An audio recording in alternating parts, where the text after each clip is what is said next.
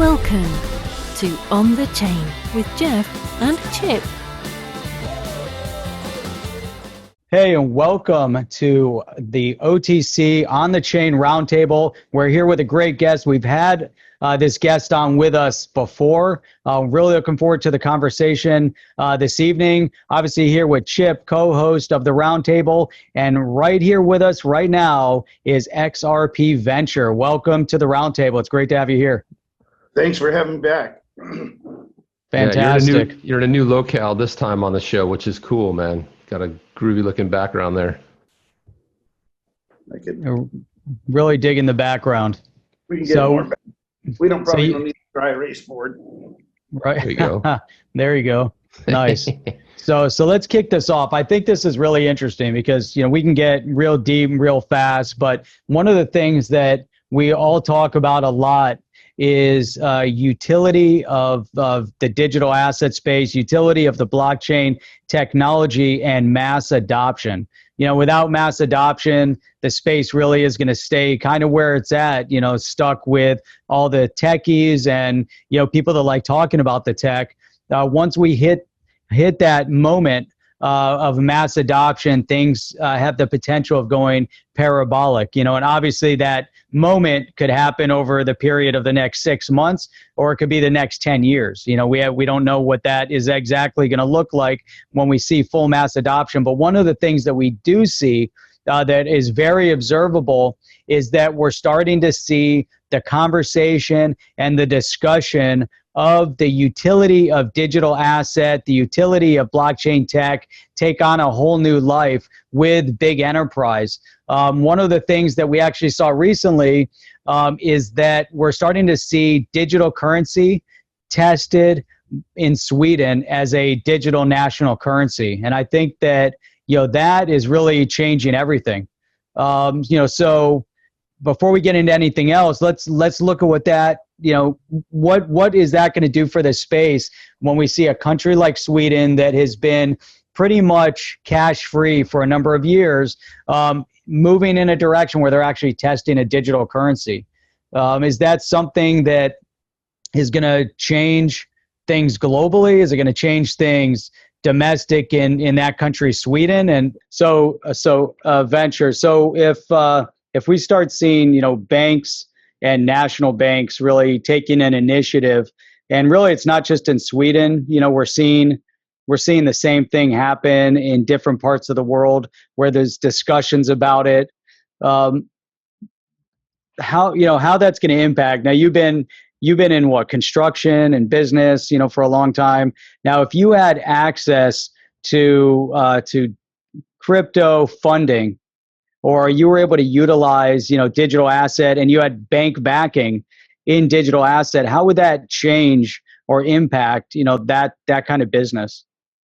Well, I think one of the things that I think is absolutely ginormous that doesn't get talked about enough is, we love that Brad Garlinghouse is, focused, and he's like, let's get this remittance, cross-border remittance thing done.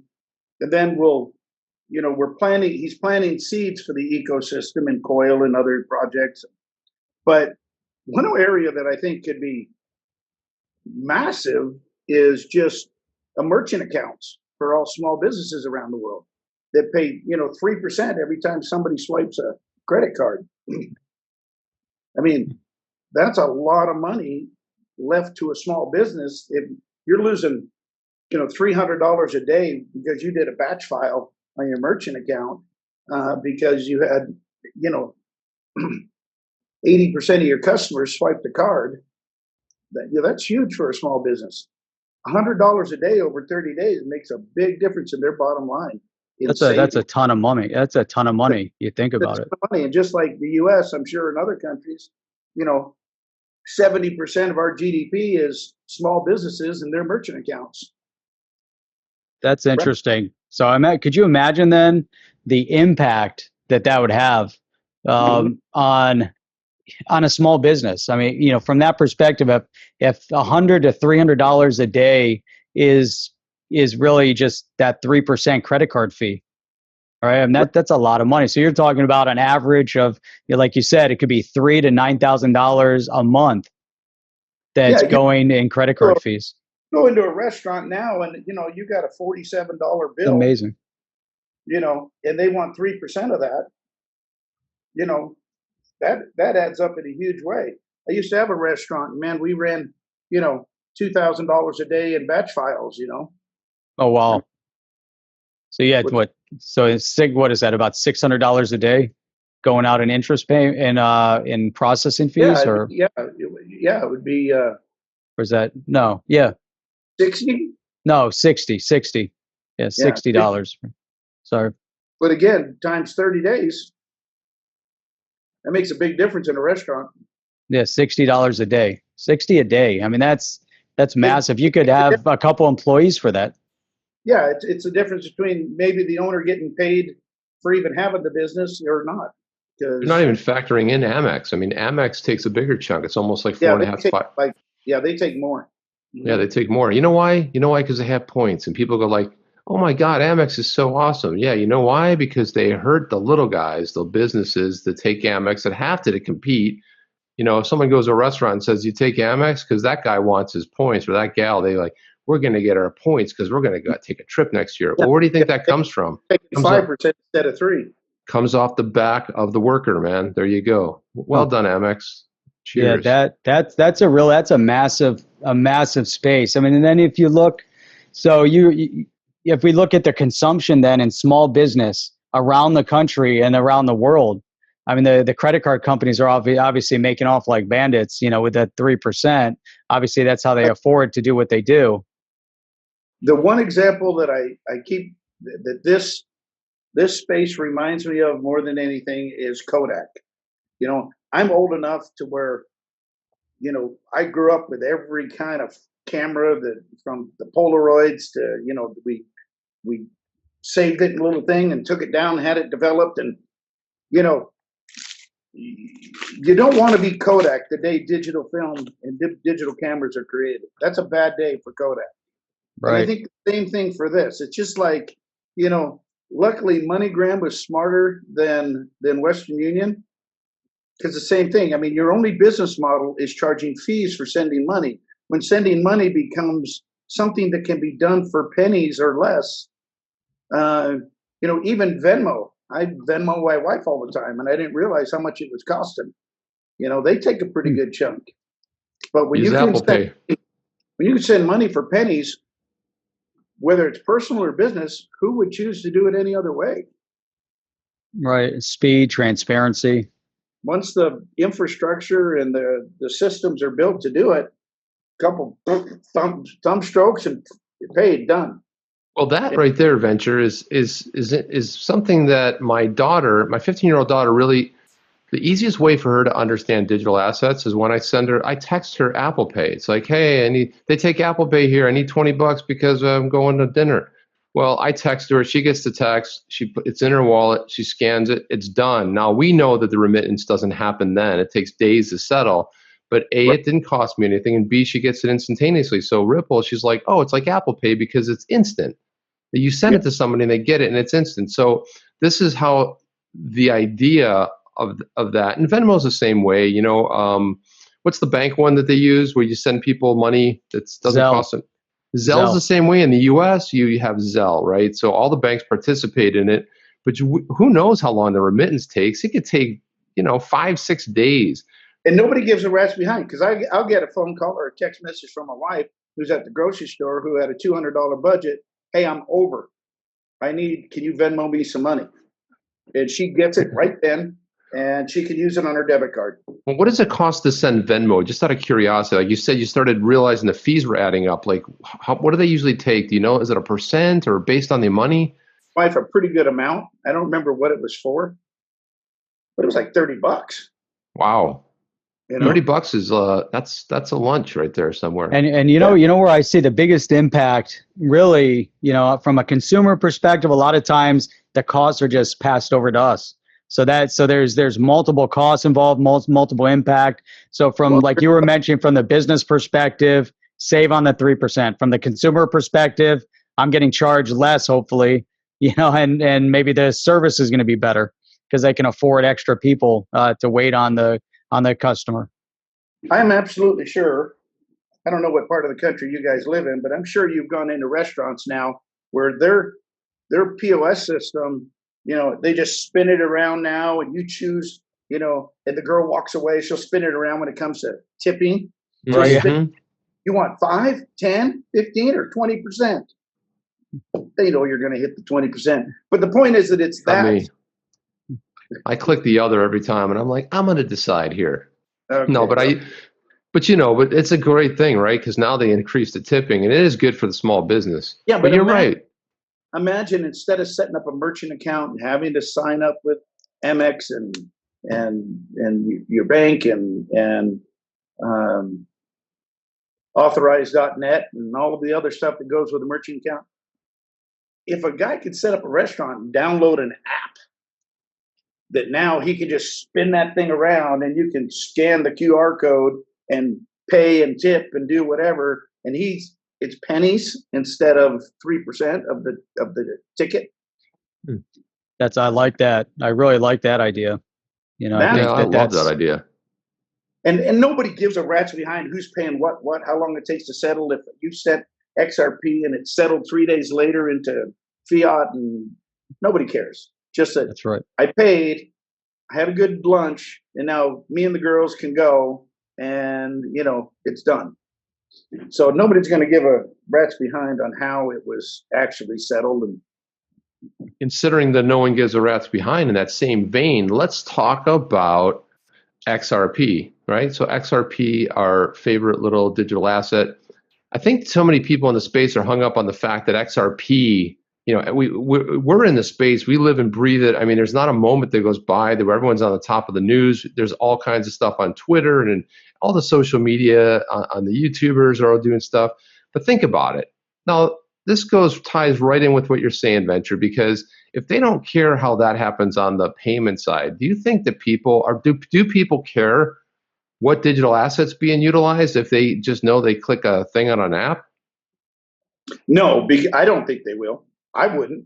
I think the big thing that we care about in this community is we're looking for an asset that will dramatically appreciate in value.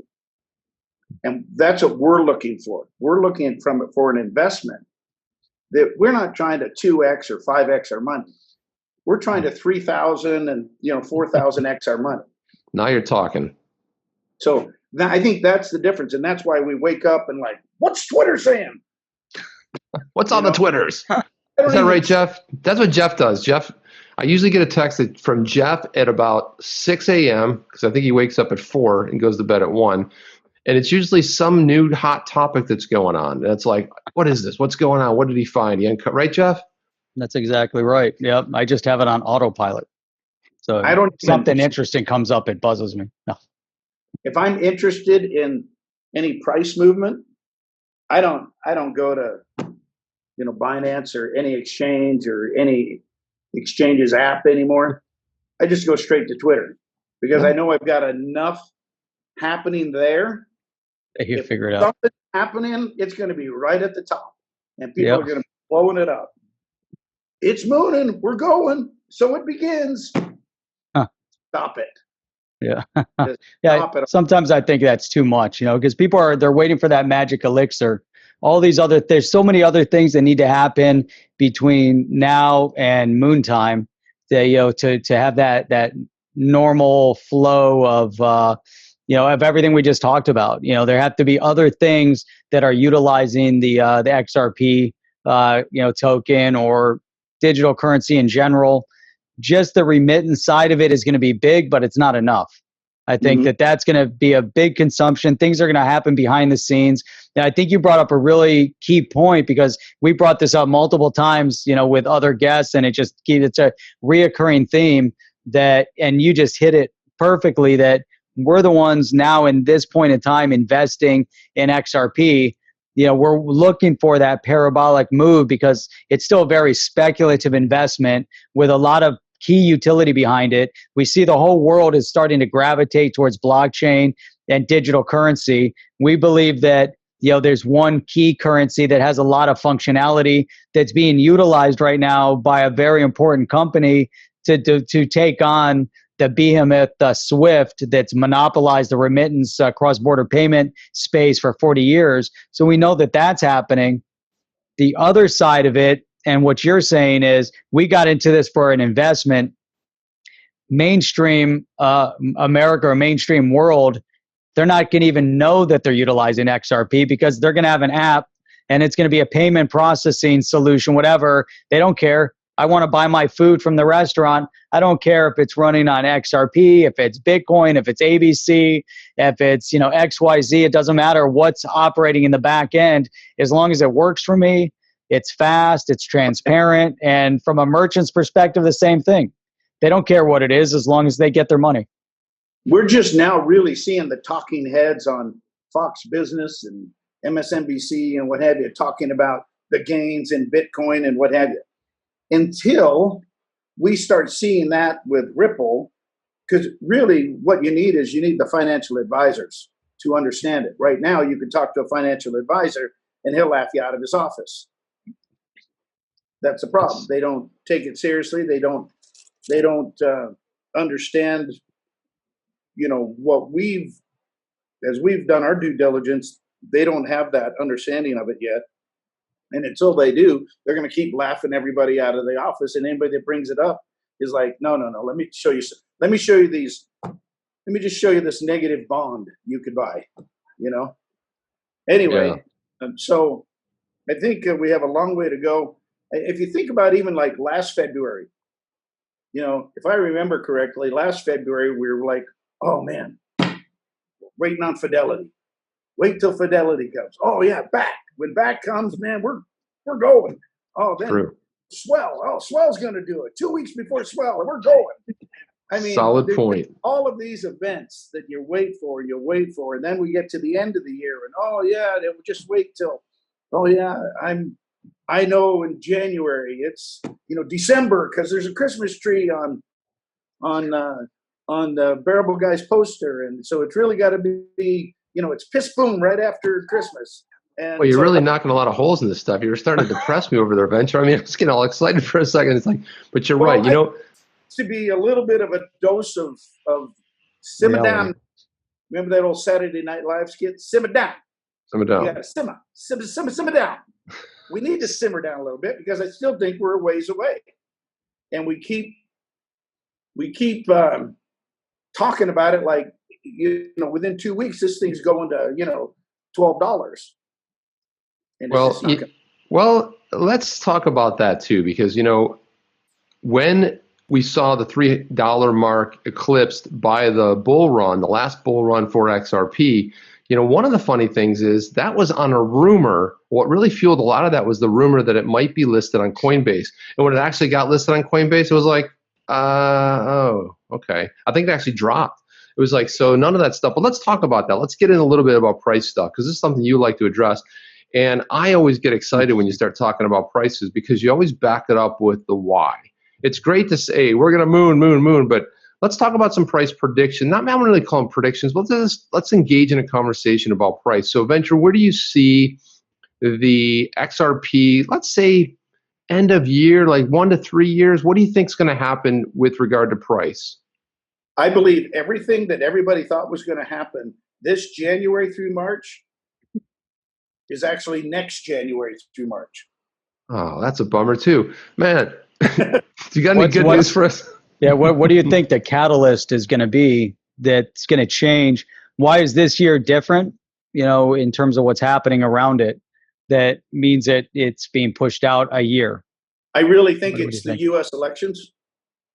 And I think it's untying Trump's hands to where if he was going to do, and I don't know who I was watching the other day that said it, but then I realized, man, that makes a lot of sense. Where, okay, so there are several camps and communities out there on the old interweb, and one of those is all of the Jassara Global Currency Reset crew that are waiting for their Zims and their dinars to blow up. And they've been telling everybody, and that's what I don't want us to be guilty of. They've been telling everybody for years that we should have 800 numbers by Monday. And everybody will get through the weekend. And sure enough, Monday, it's been real quiet. We haven't heard a lot. So Intel has been quiet, but we believe it should happen Wednesday. They go 2 or 3 days at a time for several years, and it's just never happening. And bless these people's hearts that are hanging in there with these guys that are promoting that. But I don't know. I believe sincerely that Trump would like to get rid of private banking, would like to drop the Fed. I believe he wants Judy Shelton in there for a reason, that he believes that we should have never gone off the gold standard, even if we were fractionalized, and that we should return to it. And I don't know who I was listening to a day or two ago that was talking about it, but that they could run a system outside. I've heard that too, in that same group, in that same community, that they're actually running 2 concurrent U.S. treasuries, one with private fiat bankers and one with U.S. Treasury. Hard to know without an audit, right? So this is one of the things that I think will happen. I think that you will audit the Fed. And if you look at what how much he hammers the Fed, he's on them all the time. And anytime, and he blames them because the whole system is built on debt, right? It's a whole debt-built system. And when we came off the gold standard, just look at the inflation. I mean, I'm old enough to remember, waiting in a gas line to try to fill up the car, try to get some gas to, and it was neutered too. Like, you could only have 5 gallons. You could wait in an hour line and you get 5 gallons. And Jeff and I know this more recently when a hurricane's on its way. By the way, we're down here just north of Miami. As soon as that's on there, man, the lines, and you're hoping, just praying. I always have gas in the for the generator, but still, you want to make sure you have enough. You want to make sure you can get to where you need to get. All these kind of panic things set in when these events happen. But you have to remember that the inflation that happened in the 1970s was incredible. And a lot of it had to do with taking us off the gold standard. And that, when you look back at that in history, it was kind of like, hey, so anyways, the Vietnam War is going on. Oh yeah, and by the way, we're off the gold standard. And we're going to talk about this next thing. It was just like somebody one of those old lights where you go, and it was it. And look at the impact of something so massive like that. Well, I was living in New Smyrna Beach in '72 when we had the gas crisis. Yeah. And I remember seeing, the cars lined up, and you're hoping and praying that you get up to the pump before they run out after waiting in that line. But yeah, I mean, we are living in some crazy, crazy times. And the idea that anything that happens is just a news blip, and then it's never talked about again. I was just telling my wife about that the other day. Hey, whatever happened to, something that was a major breaking story, and we haven't talked about it in a month. That's exactly it. And a lot of that is, it's great. A lot of the news stories are distraction items from what really happens, especially we know with the current administration, a lot of the economic policies that have been put in place are very positive. There's been some amazing things that have been accomplished in 3 years, but yet the news stories have all distracted attention from anyone even finding out about it. And so that's why they're so, short-lived. But at the same time, they're also, years ago we used to talk about, the Vidiot generation, and now, I don't even know what the generation is, because here we have all this information all around us, and yet people live in little sound bites. They live in titles of articles. They don't even spend the time to read the article, research the article, see if it's factual. They get drawn into the clickbait, but then they form their entire opinion based on that clickbait without investigating it. And the media knows it, so they can easily manipulate opinion of people that have gone through a dummy down education system in the U.S., which has been, for decades now, they've dummied down the education system. And, for that purpose alone, it's easier to manipulate people that aren't as astute in current event or whatever it might be, I don't know. I don't know if that's what it is, or is it because everyone's running around with these people get lazy, or is it, that, people they're just a short attention span. So I'm going to get the title, the headline, and then my whole life's opinion is going to be based off of that headline. It's kind of crazy. Well, you'd have to have a lot of spare time in a day to investigate every headline that comes out. And I don't know about you guys, but my world is too crazy and busy to sit around and read every article on each subject that comes up. But I agree with that. Yeah. At least getting through some of it, just some, or bypass it and don't start yelling at people. Yeah. That's what we see a lot of, or formulate that. And that's, I think, what we see on YouTube also. People, they get all fired up because of headlines, and then they were getting all fired up, but yet a little bit of research and common sense, maybe it's more common sense, is what we're talking about, because we can, common though. That's it. It's no common. It's common amongst the three of us here, at least. But we know that the three of us, we could sit there, look at a headline of an article and say, okay, my life experience and my common sense is going to dictate that here's what it really means, or here's what's really happening, and we can assess the scenario a little bit differently. Maybe that's what it is. It's a BS meter, Jeff. So I think our BS meter is a little bit more, radar is a little bit like, I always love to see stuff like that, because you look at it on its face and you go like, huh. I mean, what I'm amazed by is the fabrication. It's like you could throw the craziest thing out there and you go like, oh, that's never going to work, or that's going to be insane, or no one's going to go for that, or oh my gosh, people go crazy. They love it. And you see a lot of this in the media too. They just throw this crazy stuff. It's like, oh, so-and-so and a source and an unnamed source, and so-and-so knew somebody who knew somebody once, who talked to somebody who had the magic pill, whatever it is, and everyone's like, tell me more. What's that?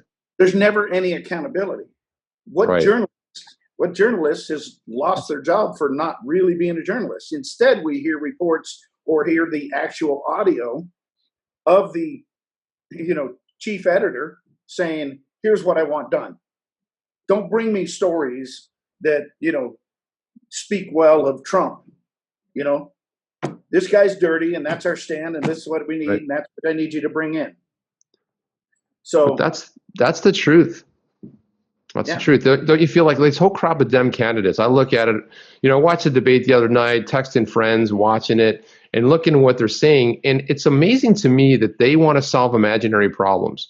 They start inventing problems that they're going to solve that cannot be measured. Right? Green bill. Okay, that's great. Everyone gets excited. Yay, they feel good. How are you going to measure the CO2? What's your measurement? How do you know if you're going to get there? How do you know what you're going to be successful at it? It's like if you throw something out there, it's not measured. As a builder and a developer, just exactly how are you going to retrofit every building in the United States to be green? Well, you can ask the mayor of New York, because he's talking about a bill right now up in New York about all the glass buildings have to be retrofitted with the special glass that blocks out the whatever rays, and it's actually on for consideration. We're talking about over $1 billion to retrofit buildings. I mean, this is not morons doable. I mean, it's insane, right? So you look at some of the things. 11 and a half years left.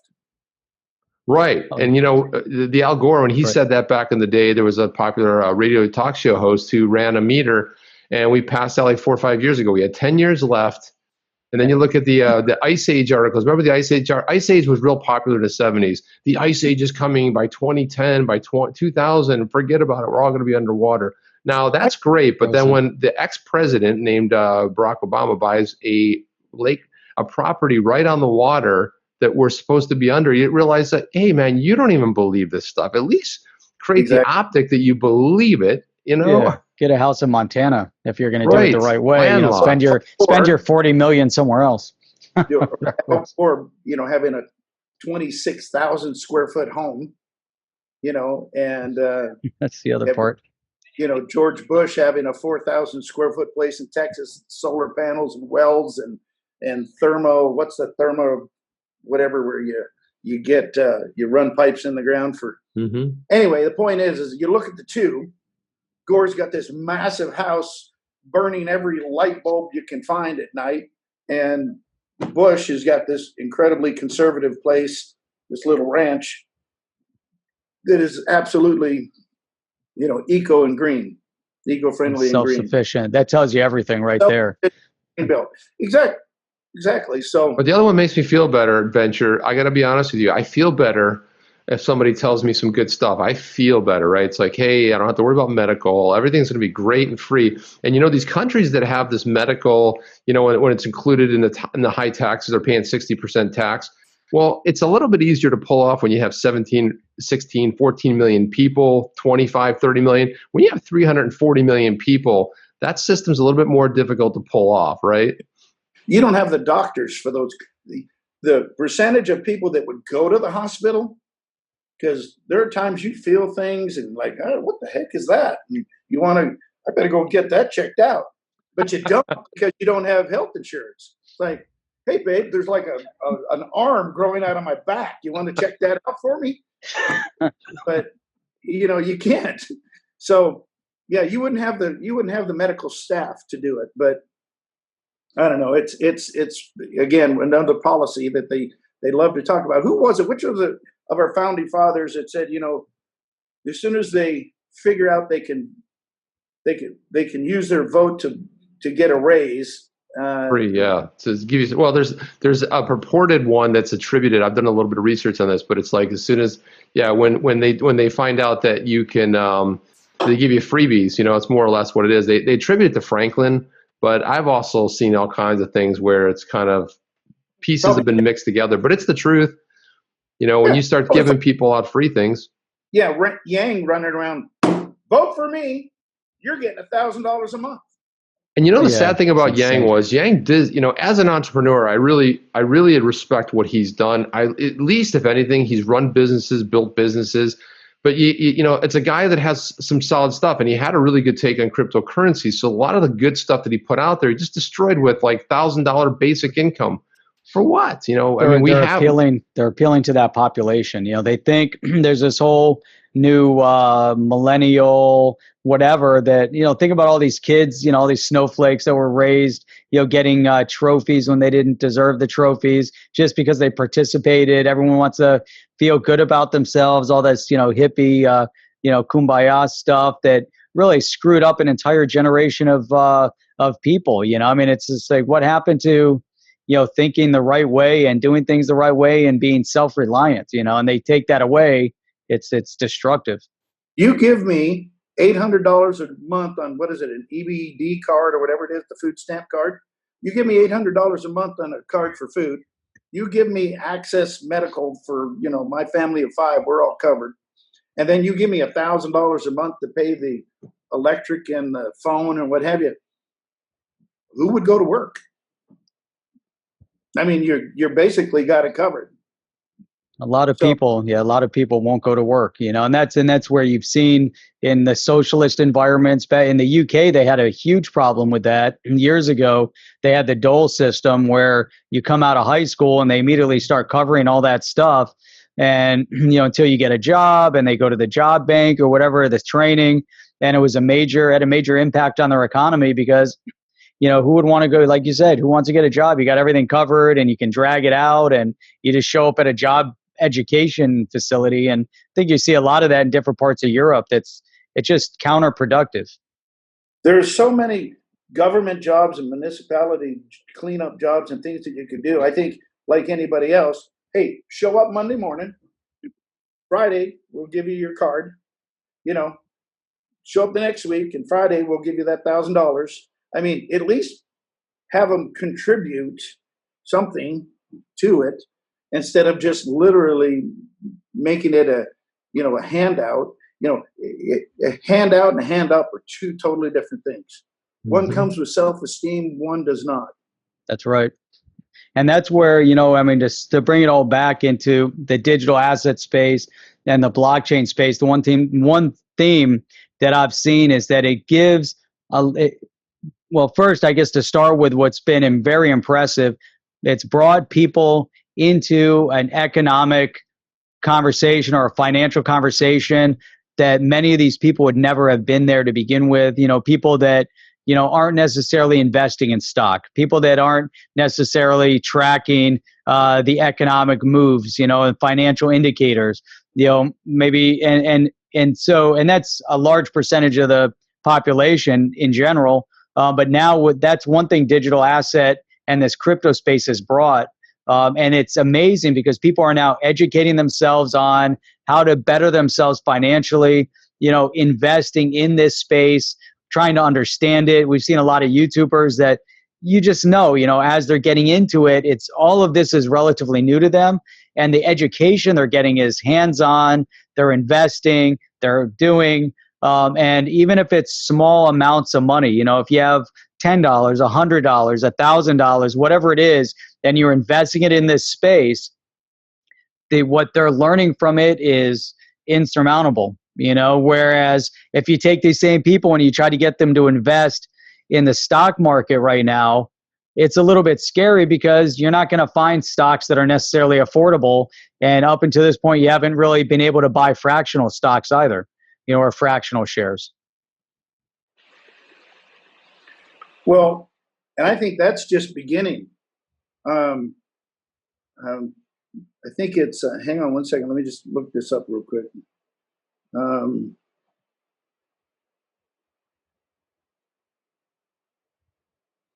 I know Jerry Hall, he's got a program he's putting together called Beyond Moon. Yep. To teach people about, because we've talked about this, I think, in our last show, but, that sudden wealth syndrome, all of a sudden they have a bunch of money. How do I hang on to this? What do I do with it? And I do think that you're going to get a lot of young people that have never really had to manage money and or invest, now have some great experiences that will serve them well in the rest of their life. I'm surprised that, I spent $20 a paycheck, but I've been doing it for a year and a half, and I can't believe how much I've acquired. And, when that turns into something, it's going to be like, wow, that whole saving and investing idea is a powerful concept. It's great. So I think there'll be more and more of that kind of content created on how to, help them, recognize what just happened to their life and how it happened. It didn't happen by chance. You sacrificed a little now for delayed gratification to have something later. Exactly. Yeah, and Jerry's been doing a great job on the channel. So we really, he just did an amazing interview with Susie Crew, and he interviewed Peter Saddington. If people remember, Peter Saddington was one of the first YouTubers to go out there and buy a Lamborghini with a Bitcoin. And if you go look up the interview that Jerry had, there's a link to it in the description. But it's really interesting to see, like, people talk about this in space, Lambos and When Moon. And, funny enough, I mean, there's just people out there who've already done it. They've already lived it. They've already gotten to a point. And Jerry's putting out this cool series that it really is something that's, and I do believe it's exclusive on Coil as well, and which is a platform we believe in. Just the whole idea of streaming a micropayment is phenomenal. Yeah, I agree. You take micropayments, merchant accounts, cross-border remittance. I mean, there's a bunch. It changes everything. It really does. Yeah. It changes everything. I wish it would change something. Yeah. So like everybody else out there, I'm more than ready for some price action, but and get frustrated too that, we're 35 cents. No, we're not. We're 27 cents. 2 days later. Yeah, the one thing that we've seen that is a positive at this point is stability. So the worst thing that you want from an investment perspective, whether it's stock or digital asset, are wild swings. So like, vary the volatility. So you see that even like with Bitcoin, they're like, oh, it went up, in terms of a percentage, maybe it's a little bit smaller of a percentage increase and decrease, but we're seeing 10%, 12% swings in some of the digital assets. Are like, oh, it went up 10, 12%. Oh, it went down 10, 12%.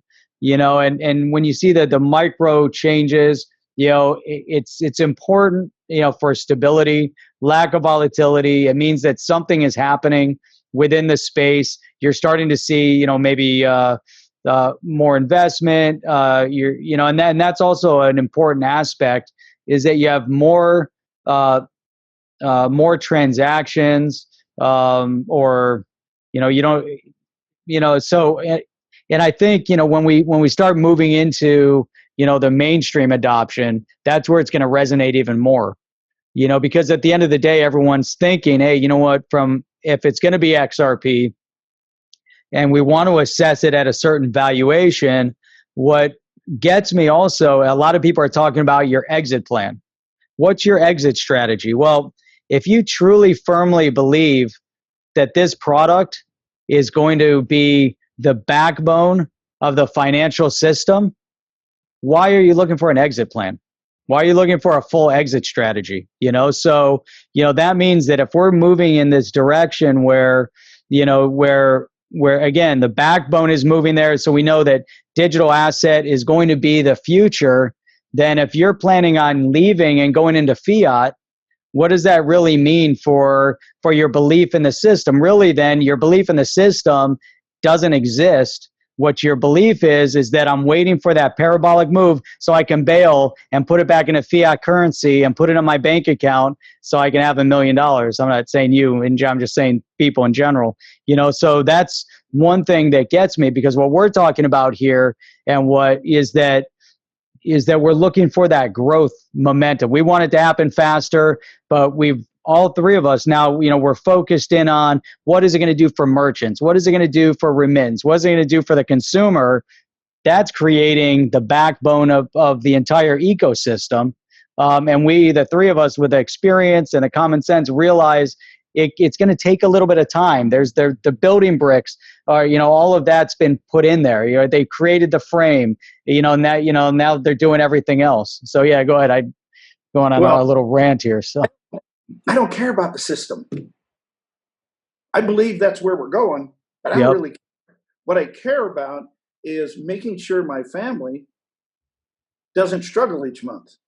Yep. I don't care about the tech. I don't care about the system. It doesn't matter believing in it versus fiat and what have you. What I want is a situation where nobody can walk up to that house, knock on the door, and tell me that I don't own it.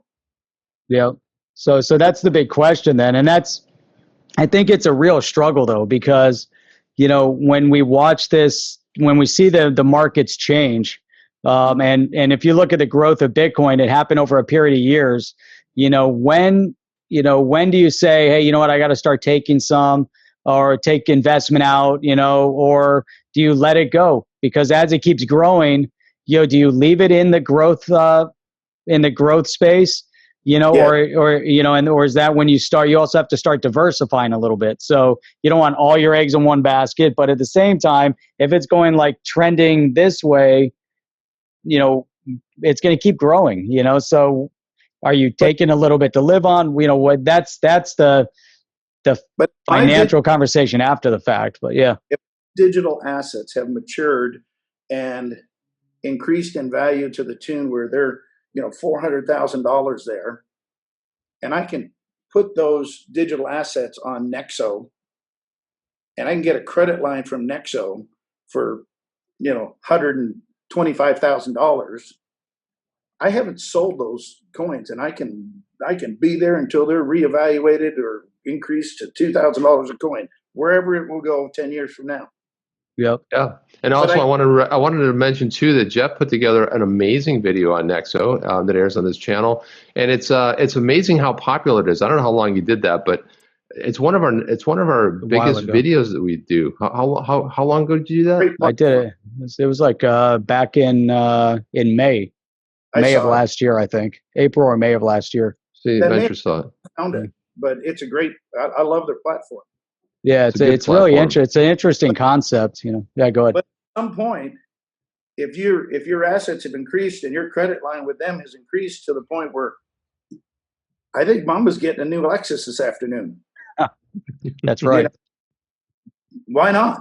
At some point, the whole idea and the whole original investment was to try to make our financial life easier.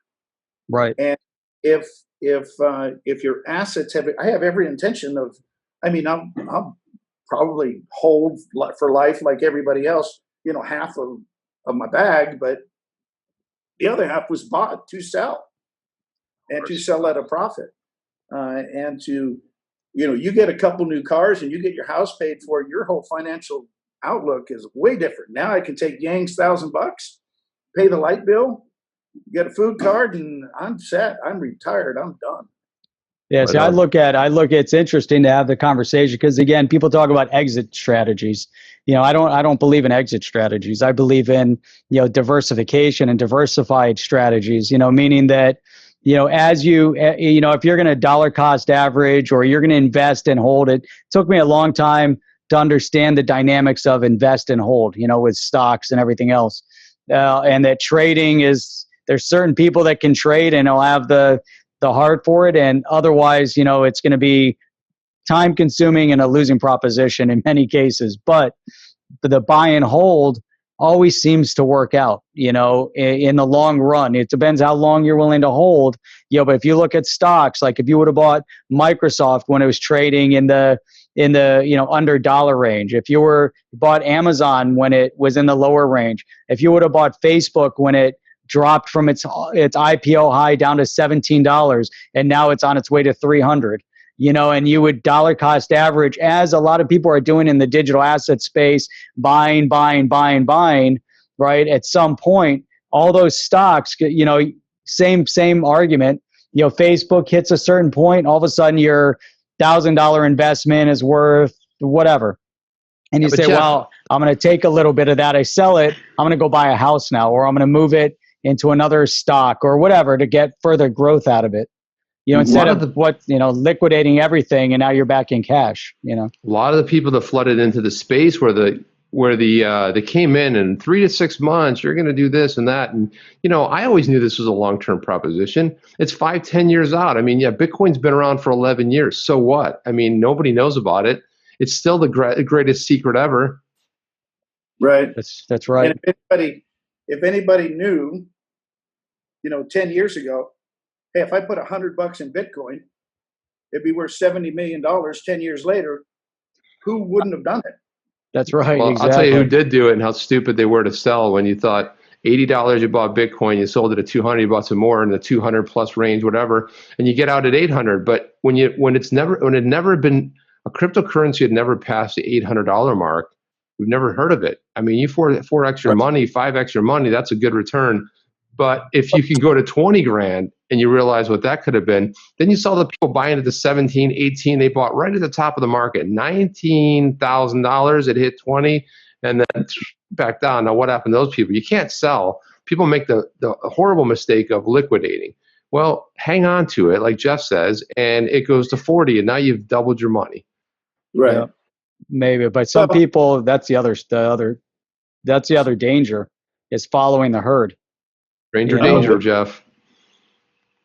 I'm a big believer in investing of, ultimately getting your original seed money back. Right. Then everything you got, you're working on the house's money, Yep. So that's a gambling term. I like that. If you put $5,000 into this and, we've gone to $8, we'll sell 1,000, get your money back. And then go to the second tier. Go get your ADA, go get your XLM, go get your HOT, go get whatever else you think is coming up next. And then hold those for 10 years. Yeah, that's Depends how old you are too, because then you got runway that runs out too. Like you're trying to get that plane up off the ground, you got to start throwing things off because it's getting a little too heavy. And next thing you know, that runway is over and you're done, man. You moved on to the next realm, So that's the other thing that, when you're getting up there in age that, you look at least I do. I think about it daily. I think about that every single day of my life and every moment. But I never look at price. I mean, a lot of people think, they go, you never look at price? And I go back to what you said, Venture. Really? No, I will know if it's blowing up. It's not gonna, how could I not know? Yeah. It's going to be all over YouTube. It's like, I don't need to look at the price. You haven't missed anything. Exactly. That's right. Other than stress. Other than the fact that it went to 34 and came back to 27 and settled at 28. It's like, so what? If you didn't know, who cares? Now, when it goes on a parabolic run and we hit a real bull run that eclipses the last high and we get up to $4 or $5, people are excited about that. Maybe they bought in at 0.006. They have $1 million. They can liquidate it because they can get out of $5 million. That's fantastic. That's But awesome. that's not for most people, though. For most people, they came in later, and some people bought it at the $2.80 area. $2 they bought it. They saw it going up. What we're going to know about, we're going to hear about people that we have talked to about this or casual in conversation. Now, I'll give you a really good idea. There's a casual kind of a friend occurrence. A bunch of us buddies used to get together. We used to hang out. He pinged me. What are you up to? Told him about the channel. Told him about XRP. And he says, I'm going to take a look at this. The first person that really ever had this reaction, I'm going to take a look at it. Then I get another text from him. He said, I just bought a giant bag. He goes into using terms. I bought a giant bag at 19. Thank you. That was the text. Thank you. Everybody else is like, Chip, you still into this digital currency? They don't call it that. You still into the Bitcoin, the Bitcom? Yeah. Yeah, I'm into it. But it's funny. This guy, casual conversation. Now I've had that buddy group I hang out with. They've all said the one constantly hits me about it. He's done nothing about it, but he's still curious. He's kind of curious, But here's the funny thing: we're going to know people that are going to be excited to get into 25. They're going to be like, dude, I got in at 25. And we're going to be the ones that got in, which is the equivalent of 0.006, right? They're going to be super happy to get in at 25 when it blows up to 200-300. The hardest part about no price action or reverse price action is when those people that you have talked to and have done something. I've got a couple in my life. Hey, where are we at? What's the price? Well, we're down 6 cents. Sorry about that.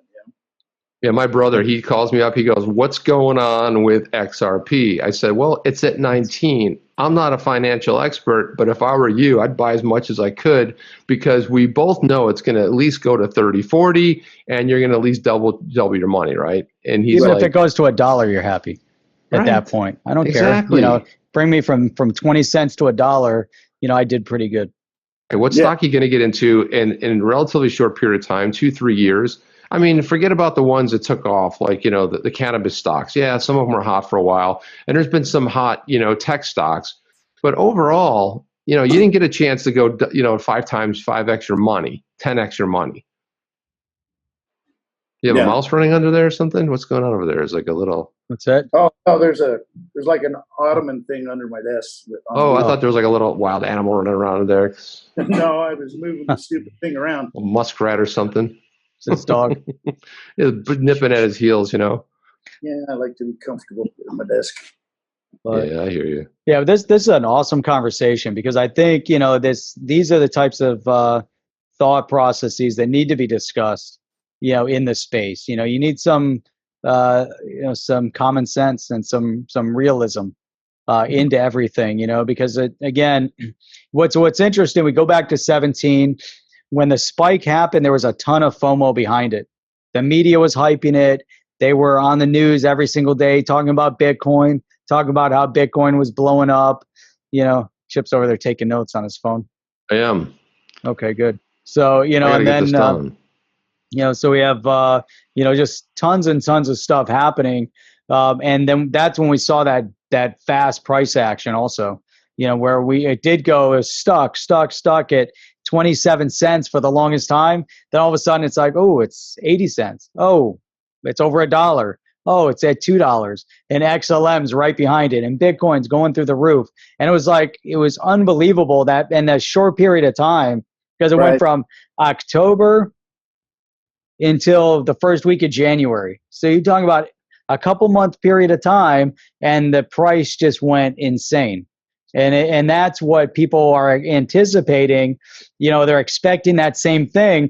Now, when mainstream adoption happens, I believe that we're going to start seeing bigger moves like that. But until that happens, things have settled back into normalcy. We're starting to see the discussion, over at the bank level, at the country level, at big business level, starting to embrace blockchain, starting to embrace digital asset and cryptocurrency. Now it's just so that's the normalization of the conversation at high levels.